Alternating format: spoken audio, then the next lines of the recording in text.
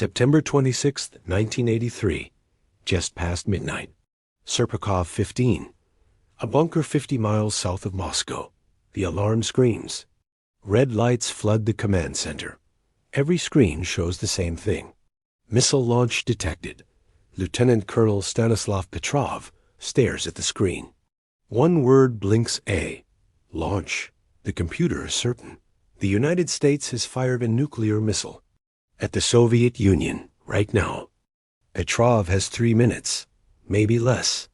Protocol is clear. Report to command. Command retaliates. Automatic. Irreversible.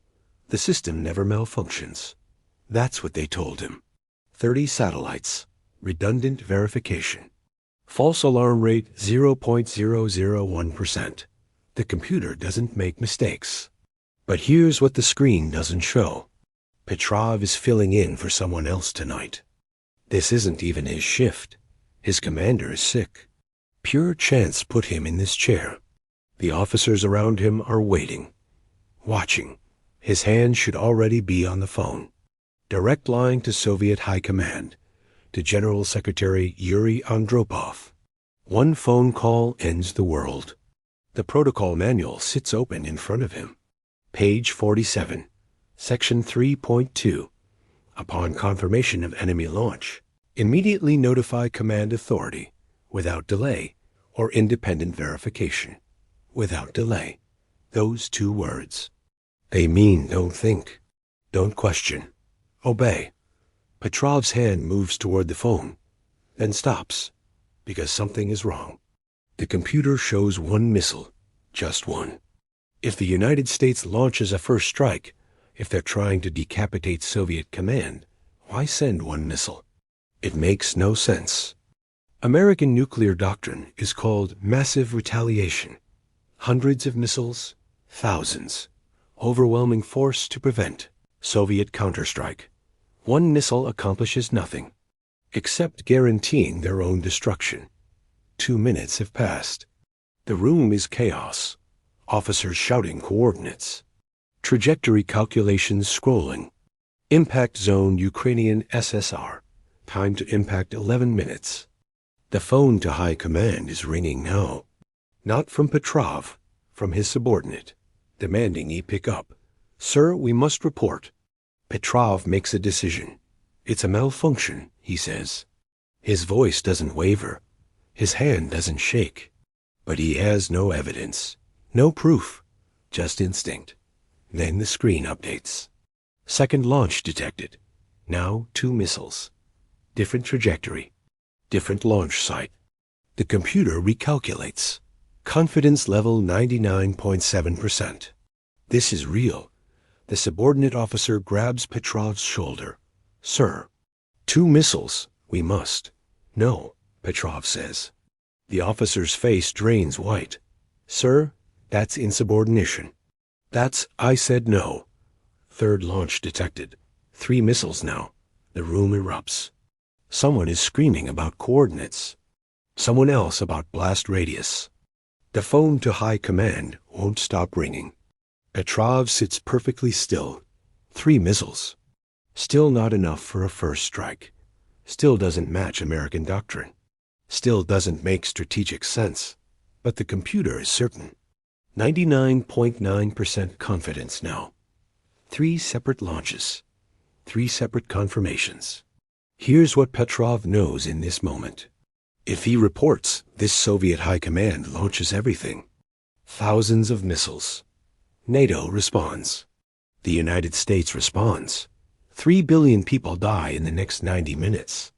If he's wrong about the malfunction, those 3 missiles impact in 8 minutes. Thousands die immediately. But he dies too, along with everyone in this bunker. 4th launch detected. The system has never shown 4 simultaneous launches. This is beyond any test scenario, beyond any drill. The satellites don't make mistakes. That's what they were told.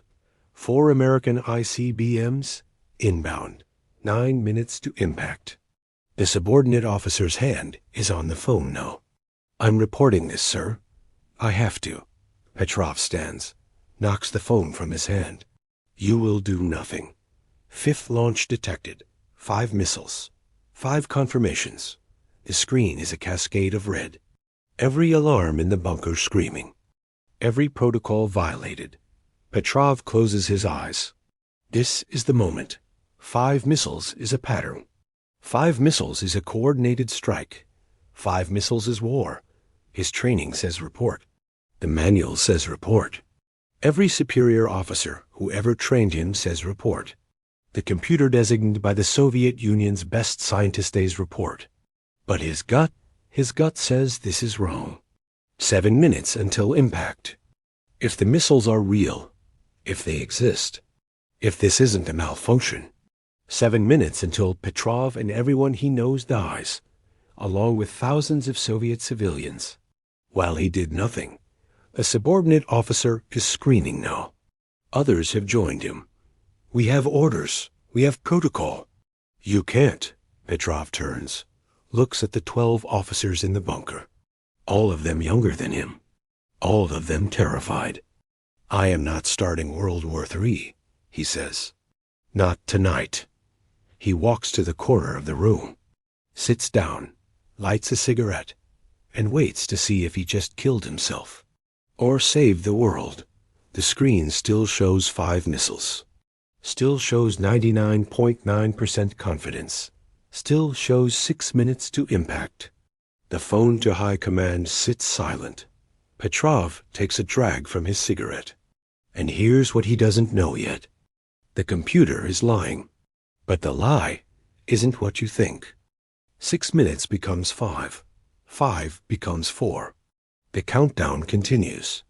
The missiles, if they exist, are screaming towards Soviet airspace. Petrov's cigarette burns to ash. He doesn't move. Doesn't speak. Just watches the clock.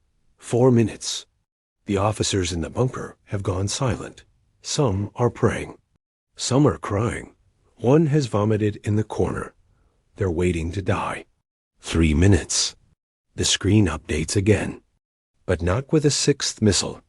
Ground radar nitrogen monoxide contacts. Petrov stands, walks to the radar console. The officer there is shaking. Sir, the satellites show 5 missiles, but ground radar shows nothing. Here's the problem. Soviet doctrine says satellites are primary detection. Ground radar is secondary. Backup only. Why? Because ground radar can't see missiles until they're close. Very close. By then, it's too late to respond. Satellites see the launch, the heat signature, the moment the missile leaves the silo. That's why satellites are trusted. That's why the system was built around them. 2 minutes. If the missiles are real, they should appear on ground radar right now. The radar screen is empty. Nothing. No missiles. No heat signatures. No ballistic trajectories. Just empty sky. 1 minute. The satellite system still shows 5 missiles. Confidence 99.9%. Impact imminent. The ground radar shows nothing. One of them is wrong. 30 seconds. Petrov's hand hovers over the phone to high command. If the satellites are right, he has 30 seconds to report. 30 seconds for Soviet command to launch. 30 seconds to retaliate before the missiles hit. If ground radar is right, there are no missiles. There never were. And reporting now triggers World War III over nothing. 20 seconds. His hand doesn't move. 10 seconds. The room holds its breath. 9, 8, 7, 0. Nothing happens. No flash of light. No shockwave. No detonation. The bunker is intact. The officers are alive. Moscow still exists. The satellite system updates. Track lost all targets. Not impact confirmed. Not detonation detected. Track lost. Petrov doesn't celebrate. Doesn't smile. Doesn't say, I told you so. He walks back to the command console, picks up the phone, and calls the technical team.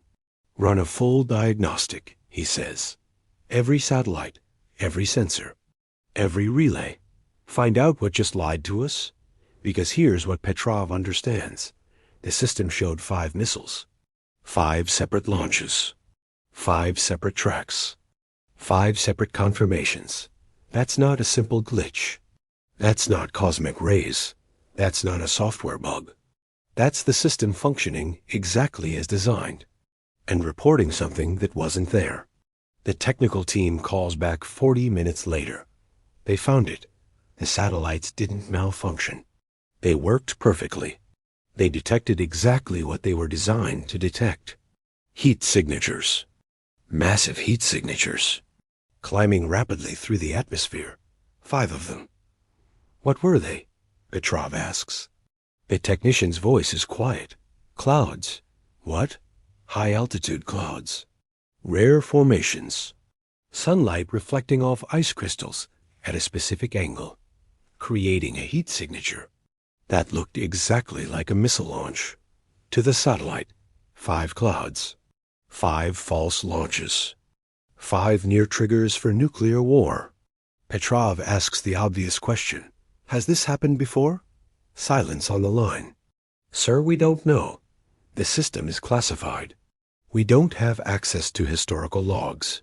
Here's what that means. The system could have shown false launches before, could have nearly triggered war before, and nobody in that bunker would know. Nobody except High Command. And they never said anything. Petrov writes his report. September 26, 1983, 0014 hours. Early warning system showed 5 missile launches. Ground radar showed 0. Assessment system malfunction. Recommendation technical review of satellite sensors. He does not write, I prevented World War III. I saved 3 billion lives. I violated direct protocol and chose to trust instinct over technology. He writes system malfunction because here's what Petrov knows. If he writes the truth, if he admits he consciously disobeyed orders, if he reveals he made a judgment call while nuclear missiles were inbound, they'll court-martial him. The report goes to his commander. His commander sends it up the chain. Up and up. To generals. To the Politburo. To people whose names Petrov will never know. 3 weeks later, Petrov is called to Moscow. Not for a medal. Not for recognition. Not for thanks. For questioning. Because the Soviet military has a problem now. If they admit the early warning system failed, if they admit it almost triggered nuclear war over clouds, if they admit one officer's disobedience prevented catastrophe, then they admit the system doesn't work. And if the system doesn't work, what else doesn't work? The general sitting across from Petrov doesn't ask if he made the right call. He asks, why didn't you follow protocol? The interrogation room is gray concrete. 1 table, 2 chairs, 1 light, 3 generals, 2 KGB officers, 1 stenographer, and Petrov. The general asks again, why didn't you follow protocol, Lieutenant Colonel? Petrov chooses his words carefully. Ground radar showed no contacts, sir. The protocol says trust satellite data. Yes, sir. So why didn't you? Petrov can't say instinct, can't say gut feeling, can't say it didn't make strategic sense. Soviet military doesn't reward independent thinking. It rewards obedience. The number of missiles was inconsistent with American first strike doctrine, he says. True, technical, unemotional. The general flips through a file. Petrov's file, his entire career, every evaluation, every commendation. You have a degree in engineering, the general says. Yes, sir. Not military strategy. No, sir. So how do you know American first strike doctrine? It's a trap. If Petrov says he studied it independently, that suggests curiosity about the enemy, suspicion. If he says he learned it in training, that contradicts the general's point. I was briefed on threat assessment, sir, Petrov says. The general leans forward. And did that briefing authorize you to override the early warning system? No, sir. Did it authorize you to ignore direct protocol? No, sir. Then why? One of the KGB officers interrupts. Let me ask a different question. He slides a document across the table. Classified. Red stamp. Do you know what this is? Petrov looks at the document. It's a technical schematic. The Satellite Early Warning System. OCO. His system. But there are sections he's never seen. Classified above his clearance level. This is the system architecture, the KGB officer says. Developed over 12 years. 800 engineers. 3 billion rubles. He taps the schematic. It was designed to be infallible. Petrov says nothing. Infallible, the officer repeats. Do you understand what that means? Yes, sir. It means the system cannot fail. Pause. But it did fail, didn't it? Here's the real issue.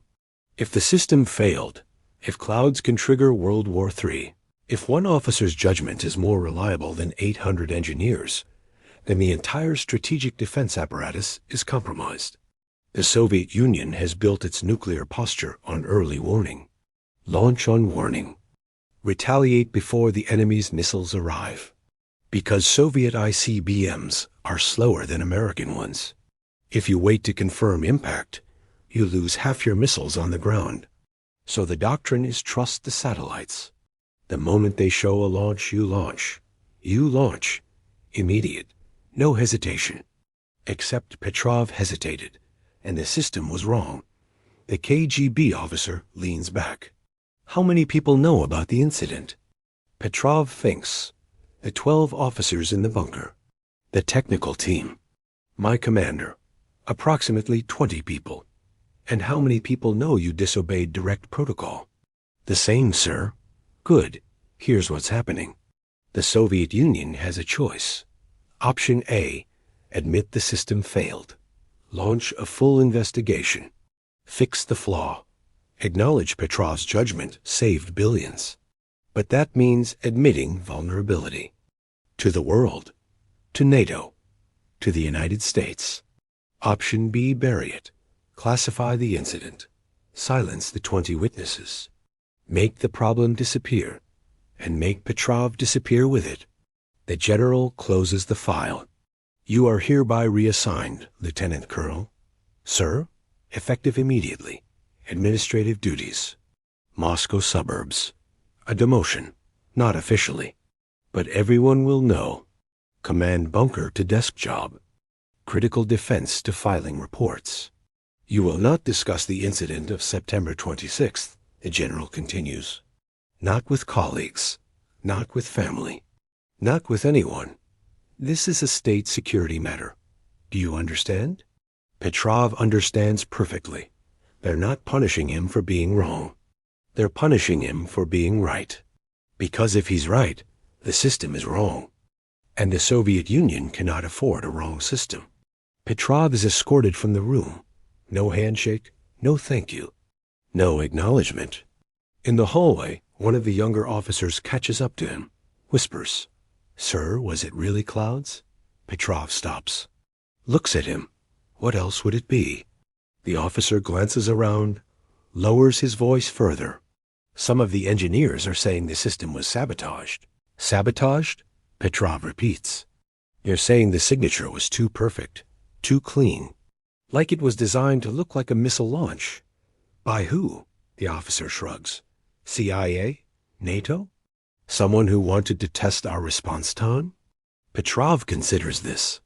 If the alert was a test, if someone deliberately triggered a false positive to see if the Soviet Union would launch, then his decision to wait wasn't just preventing war. It was passing a test. A test the Soviet Union doesn't know it took. Forget you heard that, Petrov says. Sir, forget it. Don't repeat it. Don't investigate it.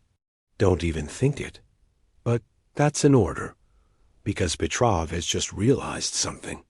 If the incident was a test, if foreign intelligence triggered it deliberately, then there's a mole. Someone with access to the satellite system. Someone who knew exactly how to create a false launch signature. And if the KGB finds out everyone in that bunker is a suspect. Petrov's new assignment is a gray office building. 3rd floor. No windows. No classification. His job is to review maintenance reports. Satellite ground stations. Equipment logs. Routine, boring, safe. But Petrov can't stop thinking about the incident. 5 missiles, 5 false positives. Perfect heat signatures. Perfectly timed. He starts pulling technical specs. Nothing classified. Just open source research. American meteorological data. Cloud formation patterns. High altitude atmospheric conditions. September 26, 1983. The day of the incident, he cross-references satellite positioning. Solar angle. Cloud altitude. The conditions were rare. Very rare. But not impossible. Sunlight at 47 degrees. Ice crystals at 60,000 feet. Satellite angle at 23 degrees offset. All 3 conditions needed to align. To create a heat signature. That looked like a missile launch. The probability? 1 in 3.7 million. But here's the problem. It happened 5 times. Simultaneously. The odds of 1 false positive 1 in 3.7 million. The odds of 5 simultaneous false positives? Petrov does the math. 1 in 7.8 trillion. That's not rare. That's impossible. Petrov goes back through the satellite data. The declassified portions. Public orbital mechanics. 5 satellites detected launches. 5 different satellites. 5 different positions. All reporting the same thing. He maps the satellite positions. They weren't looking at the same cloud.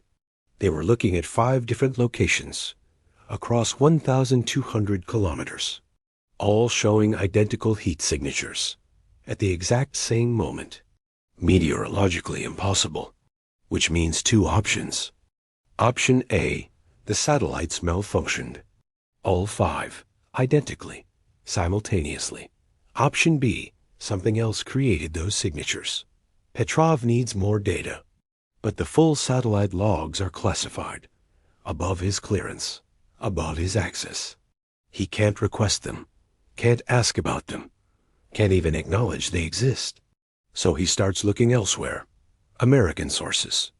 Declassified CIA reports. NORAD tracking data. In 1984, the CIA releases a summary, heavily redacted, about Soviet early warning capabilities. 1 paragraph catches Petrov's attention. Soviet O satellite system demonstrated vulnerability to solar interference events. Multiple false positives recorded 1979 to 1983.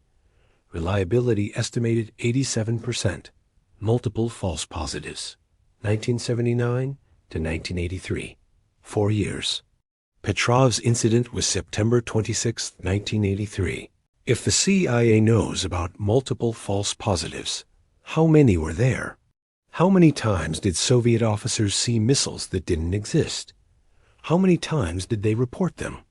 Petrov can't access Soviet records, but he can access public information.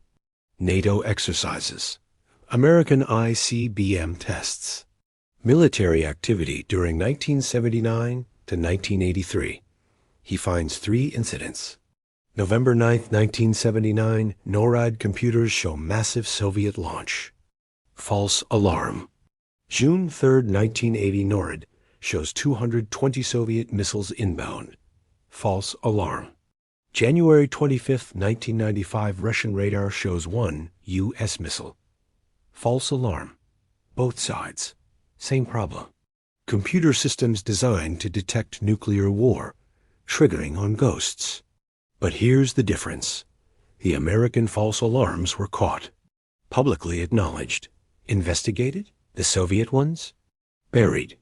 Petrov wonders how many Soviet officers saw false launches. How many reported them? How many times Soviet high command prepared to retaliate? How many times did the world come within minutes of ending? And nobody knew. He pulls his own incident report, the one he filed September 26th, reads it again. System malfunction. But what if it wasn't a malfunction? What if the system was working perfectly? What if the flaw wasn't a bug, but a feature? Think about it strategically. The Soviet Union wants launch-on-warning capability. They want automatic retaliation. Because their missiles are slower, so they build a system designed to detect launches, designed to be sensitive, designed to err on the side of caution. Because missing a real launch is catastrophic, but a false positive? You can always stand down.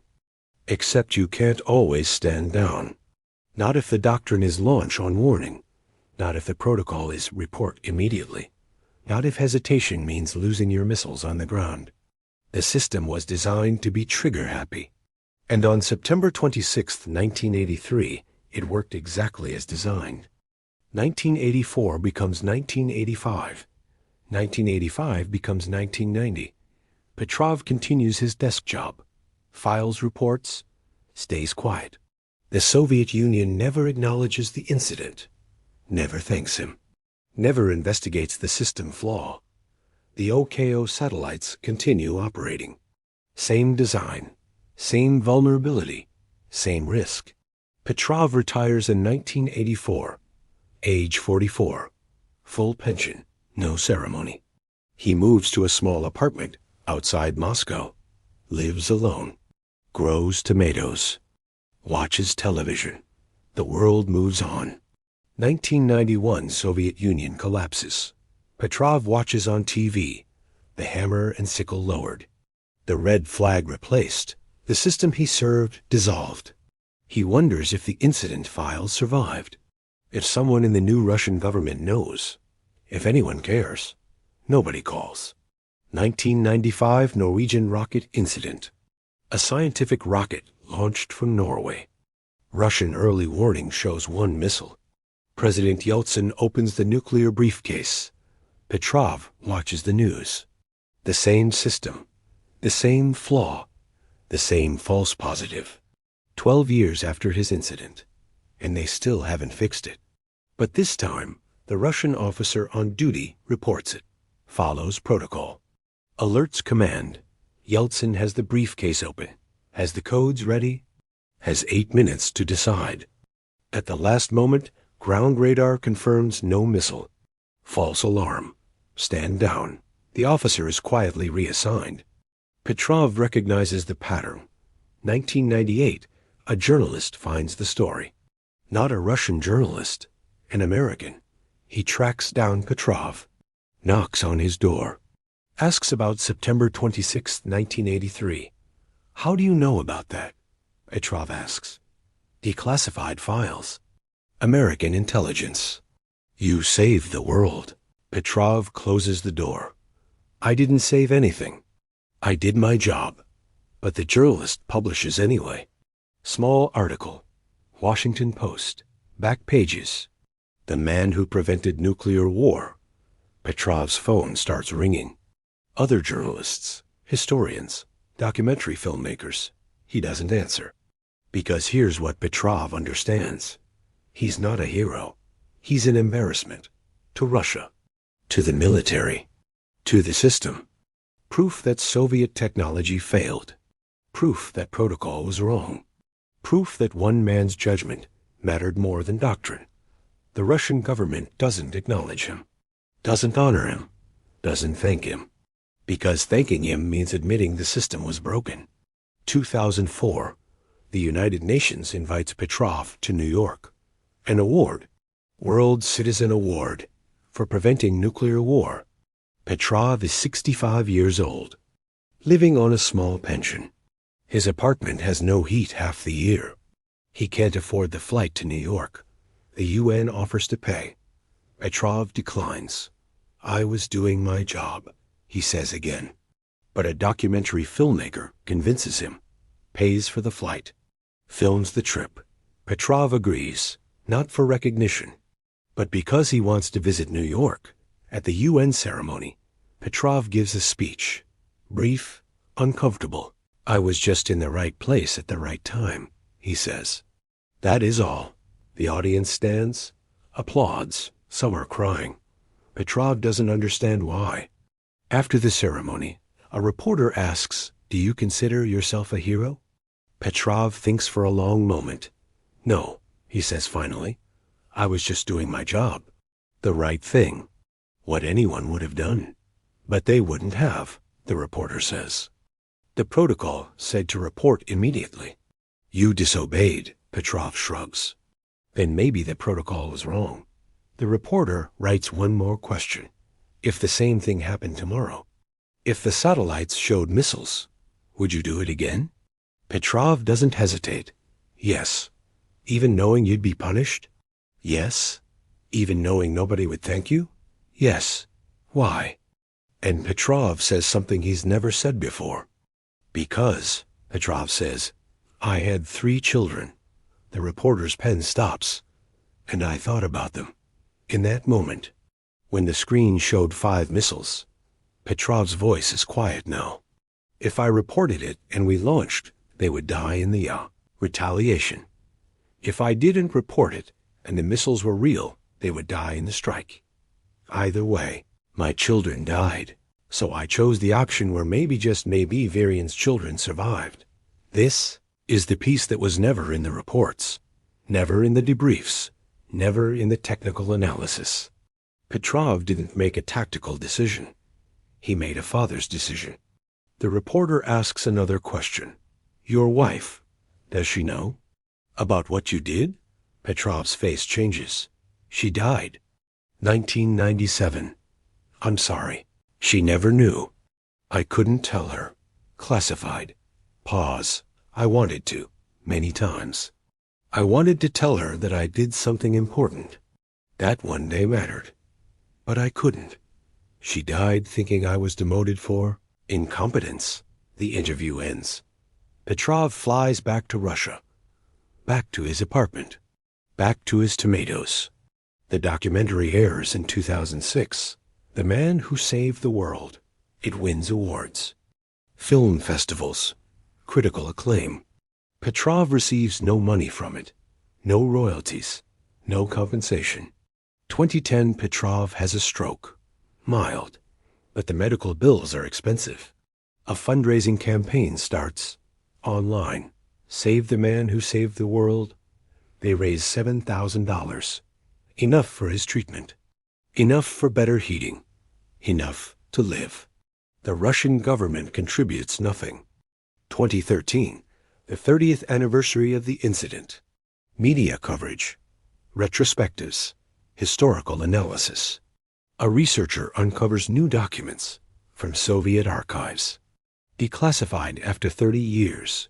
Internal memos from the days after the incident. The memos reveal something nobody knew. Petrov wasn't the only officer who saw false launches. There were 7 other incidents. Between 1979 and 1984, 7 times the OKO system showed American missiles. 7 times Soviet officers had to decide. In 6 of those incidents, the officers reported immediately, followed protocol. Alerted command. Soviet High Command prepared to launch. Opened the war room. Readied the codes. In all 6 cases, they stood down at the last moment, when ground radar showed nothing. But here's the critical detail. In all 6 cases, the delay was 8 to 12 minutes. In Petrov's case, 0 minutes, because he never reported it at all. The researcher does the analysis. If Petrov had followed protocol, if he had reported immediately, Soviet High Command would have had 11 minutes to decide. But September 26, 1983 wasn't like the other 6 incidents. September 26, 1983 was 3 weeks after Cal 007. Korean Airlines Flight 007, shot down by Soviet fighters. 269 people dead, including a U.S. congressman. The world was on edge. The Soviets were paranoid. The Americans were furious. If Petrov had reported on that specific day, with that specific political context, the analyst's conclusion, probability of Soviet retaliatory launch 78%. Not certain, but likely. More likely than any of the other 6 incidents. Because of timing. Because of context. Because of tension. Petrov wasn't just in the right place at the right time. He was in the worst place at the worst time. And that's exactly why it mattered. 2017, Petrov is 77 years old, living in the same apartment, same pension, same tomatoes. His health is declining. Diabetes, hypertension. The stroke left permanent damage. A Russian journalist visits him. Young, idealistic, wants to write a book. Why do you think they never honored you? The journalist asks. Petrov smiles. Tired. Because I made them look foolish. How? I proved the system didn't work. That one man could be smarter than all their technology. They couldn't admit that. Not then. Not now. The journalist asks about the other officers. The ones in the bunker with him that night. What happened to them? Petrov's expression darkens. Reassigned. All of them. Within 6 months. All of them? All of them. The youngest one of Volkov was 23. Brilliant engineer. He was going to design satellites. They put him on a submarine, North Atlantic, for 6 years. When he got out, he couldn't get a civilian job. The reassignment was a black mark. He became an electrician. Died in 2003. Workplace accident. Markov radar operator was sent to Siberia. Monitoring station above the Arctic Circle. Developed lung disease from the cold. Died at 48. Sokolov, Petronin, Ivanov. Petrov lists the names. All 12 officers from that bunker. All reassigned. All punished. All forgotten. For what? The journalist asks. For being there. For knowing the truth. The journalist is quiet for a moment. Do you think it was worth it? Petrov doesn't answer immediately. 3 billion people are alive because of that night. They don't know it. Most never will, but they're alive. Their children are alive. Their grandchildren are alive. Billions of people who exist because I didn't pick up a phone. So yes, Petrov says finally. It was worth it. The journalist publishes the article. Moscow Times, front page. The forgotten hero of the Cold War. The Russian government issues a statement. We have reviewed the incident. LT, call. Petrov acted appropriately within the parameters of his duties. Not an apology. Not recognition. Not thanks. Just acknowledgement. May 19th, 2017. Petrov dies, alone in his apartment. Heart attack. Quick. The news breaks 3 days later. International coverage. BBC, CNN. Every major outlet. Man who prevented nuclear war dies at 77. The Russian government sends no representative to the funeral. No statement, no tribute, no flag. But 200 people attend. Strangers from around the world. A man from Germany. I was born in 1984. I exist because of him. A woman from Japan. My mother was pregnant on September 26, 1983. She didn't know how close. A family from the United States. Parents and 3 children. We wanted them to know, the father says. We wanted them to know someone chose life. One of Petrov's daughters speaks. Quietly, briefly. My father never wanted attention, she says. He just wanted to do the right thing. He did, and the world punished him for it. After the funeral, a reporter finds one of the original officers from the bunker. September 26, 1983. He's 63 now, retired, living in St. Petersburg. Do you remember that night? The reporter asks. The officer laughs, bitter.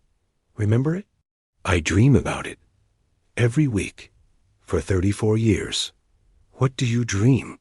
The officer's smile fades. I dream that Petrov picked up the phone. I dream that he followed protocol. I dream about what happens next. And then he says, in my dreams, there is no next. 2018 researchers analyze Petrov's decision.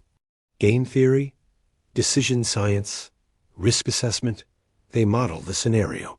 5 false launches, 99.9% confidence from the computer. 3 minutes to decide. They run simulations, 1,000 scenarios. 1,000 virtual officers in Petrov's position. How many would have reported? 943 out of 1,000, 94.3%, would have followed protocol. Would have reported. Would have triggered retaliation. Only 57 would have hesitated. Only 57 would have questioned. Only 57 would have done what Petrov did. 5.7%. The researchers published their conclusion. Petrov's decision was statistically aberrant. His response contradicted training, protocol, and systemic incentives. He should not have done what he did. He did it anyway. 2019. A Freedom of Information request uncovers U.S. documents. From September 26, 1983, NORAD was tracking Soviet satellite activity that night. They detected unusual behavior. Multiple satellites activating simultaneously. Communication spikes. Alert protocols. The NORAD analysts flagged it. Possible Soviet early warning activation.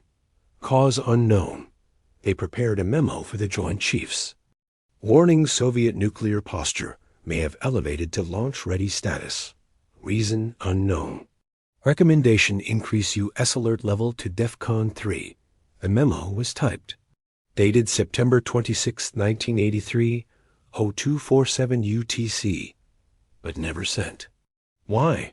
Because by 0250 UTC, Soviet satellites returned to normal status. Alert status dropped. Crisis over.